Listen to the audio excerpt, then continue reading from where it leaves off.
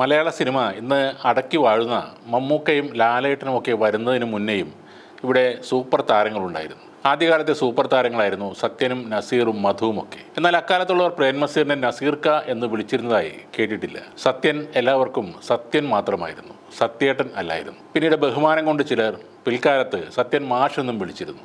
മധു എന്ന നടൻ അവർക്ക് മധുവേട്ടൻ ആയിരുന്നില്ല. ബന്ധങ്ങൾക്കും പരസ്പര ബഹുമാനത്തിനും ഇന്നത്തേക്കാൾ മൂല്യം കൽപ്പിച്ചിരുന്ന ആ പഴയ കാലത്ത് അവർ തങ്ങളുടെ ജോലി ചെയ്തു. ആ ജോലി പ്രേക്ഷകർ ആസ്വദിച്ചു. അതൊന്നും ഇഷ്ടപ്പെടാത്തവർ സിനിമ എന്ന വിനോദ മാധ്യമത്തിന് പിന്നാലെ പോയതുമില്ല. സത്യൻ്റെയും നസീറിൻ്റെയും മധുവിൻ്റെയും സിനിമ എത്ര കളക്ഷൻ നേടിയെന്നോ അവരിൽ ആരാണ് കേമൻ എന്നോയുള്ള ചർച്ചകൾ പോലും അക്കാലത്ത് വളരെ കുറവായിരുന്നു. സിനിമ എന്ന വിനോദത്തിനപ്പുറത്തേക്ക് അനാവശ്യ ചിന്തകളിലേക്ക് അന്ന് ആരും പോയിരുന്നില്ല. എന്നിട്ടും അന്നും നല്ല ചിത്രങ്ങൾ ഉണ്ടായിരുന്നു. ഇന്നത്തെ സാങ്കേതിക വിദ്യകളില്ലാതെ, പണക്കൊഴുപ്പില്ലാതെ നല്ല സിനിമകൾ മലയാളത്തിലുണ്ടായി. അവർക്ക് ശേഷം വന്ന ജയനും സോമനും സുകുമാരനുമൊക്കെ ചേട്ടന്മാരായി അറിയപ്പെട്ടില്ല.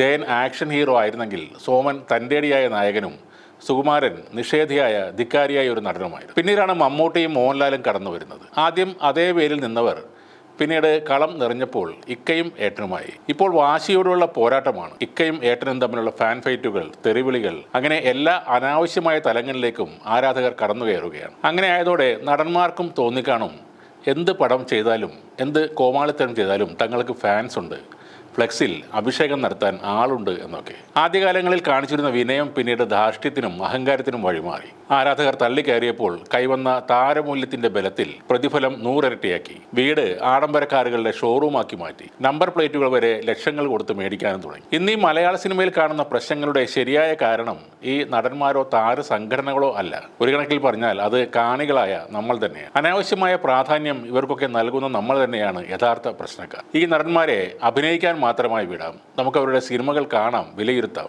ഏട്ട എന്നും ഇക്ക എന്നും അവരുടെ ഭാര്യമാരും ബന്ധുക്കളുമൊക്കെ വിളിച്ചുകൊള്ളും. പണ്ടത്തെ സിനിമാ സെറ്റിൽ നടന്ന ഒരു സംഭവമാണ്. ഉദയം പടിഞ്ഞാറ് എന്ന മധുവിൻ്റെ ചിത്രത്തിൻ്റെ ഡബ്ബിംഗ് നടക്കുന്ന സമയത്ത് ജോലിക്കാർ ഉച്ചക്ക് ഊണ് കഴിച്ചു കൊണ്ടിരുന്നപ്പോൾ നസീറും കൂടെ മധുവും ഡബ്ബിങ്ങിന് വേണ്ടി കയറി വന്നു. അവരെ കണ്ടതും ജോലിക്കാരെല്ലാവരും എഴുന്നേറ്റ് നിന്നു. അപ്പോൾ നസീർ പറഞ്ഞത്, നിങ്ങൾ എന്തിനാണ് ഞങ്ങളെ കണ്ടപ്പോൾ ആഹാരത്തിൻ്റെ മുൻപിൽ നിന്നും എഴുന്നേറ്റത്? മനുഷ്യൻ ജോലി ചെയ്യുന്നത് ഒരു നേരത്തെ ആഹാരത്തിന് വേണ്ടിയാണ്. അത് കഴിക്കുമ്പോൾ ആരെ കണ്ടാലും എഴുന്നേൽക്കരുത്. കാരണം നിങ്ങളുടെ മുൻപിൽ ഇരിക്കുന്ന ഭക്ഷണം അത് ദൈവമാണ്, അതിന് മുകളിൽ ആരുമില്ല എന്നാണ്. ഇന്നാണെങ്കിൽ സൂപ്പർ സ്റ്റാറുകൾ വരുമ്പോൾ ബഹുമാനിക്കാത്തവൻ പിന്നീട് ഷൂട്ടിംഗ് സെറ്റ് കാണില്ല എന്നതാണ് അവസ്ഥ. ഇപ്പോൾ സ്വന്തം മേഖലയിലെ കുത്തഴിഞ്ഞ പ്രവണതകളെ തുറന്നു കാണിക്കുന്ന ഹേമ കമ്മീഷൻ റിപ്പോർട്ട് വായിക്കാനോ അതിനെക്കുറിച്ച് ഒരക്ഷരം മിണ്ടാനോ സമയമില്ലാത്ത വിധം തിരക്കിലാണ് അമ്മയിലെ അംഗങ്ങൾ. തിരക്കിന് കാരണം അവർക്ക് റിഹേഴ്സലുണ്ട്. അങ്കമാലിയിൽ വെച്ച് താരങ്ങളെല്ലാം പങ്കെടുക്കുന്ന വലിയൊരു പരിപാടി നടക്കുന്നു. ധാരാളം പരസ്യമൊക്കെ കിട്ടുന്ന പരിപാടിയാണ്. ടിക്കറ്റ് ബുക്ക് ചെയ്യാൻ എല്ലാവരോടും പറയുന്നുമുണ്ട്. കുറച്ചെങ്കിലും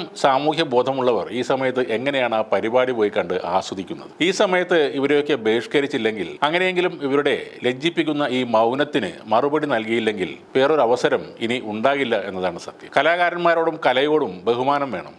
അത് ആരാധനയും കടന്ന് ഭക്തി ലെവലിലേക്ക് എത്തരുത്. സർക്കാർ ഈ വിഷയത്തിൽ ഒന്നും ചെയ്തില്ലെങ്കിലും സിനിമാ പ്രേമികൾക്ക് ചെയ്യാവുന്ന ഒരു കാര്യമാണ് ഈ പരിപാടിയുടെ ബഹിഷ്കരണം എന്നത്. അതുകൊണ്ട് കാര്യമായൊന്നും നടന്നില്ലെങ്കിലും ഒരു ചെറിയ സൂചന നൽകാനെങ്കിലും സാധിച്ചേക്കും.